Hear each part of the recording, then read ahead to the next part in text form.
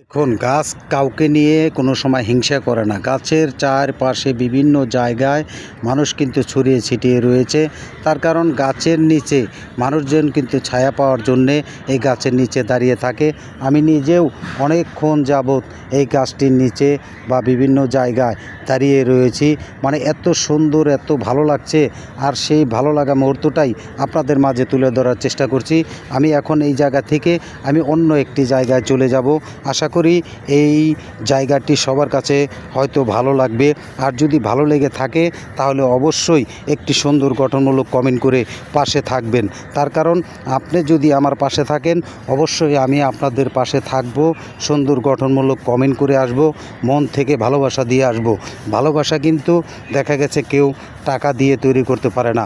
আর হিংসা জিনিসটা কিন্তু কেউ পছন্দ করে না। স্বয়ং আল্লাহ তাআলাও কিন্তু হিংসা পছন্দ করে না, আমি নিজেও পছন্দ করি না। আশা করি আপনারা কেউ পছন্দ করবেন না। তার কারণ হিংসাকারী এমন একটি ব্যক্তি, সেই ব্যক্তিরা কিন্তু অরিজিনালি মানুষকে ভালোবাসতে জানে না। আর এই যে দেখতে পাচ্ছেন যে প্রাকৃতিক সৌন্দর্যের মাঝে আমি যে হাঁটি হাঁটি পা পা করে একটু একটু করে আপনাদের মাঝে তুলে ধরার চেষ্টা করছি, যে দেখেন এত সুন্দর একটি জায়গা। এই সুন্দর জায়গাটি আমি নিজে উপভোগ করছি। আশা করি আপনারা সবাই উপভোগ করবেন, বন্ধুদের মাঝে একটু একটু করে তুলে ধরার চেষ্টা করবেন। সবাইকে ধন্যবাদ। আসসালামু আলাইকুম।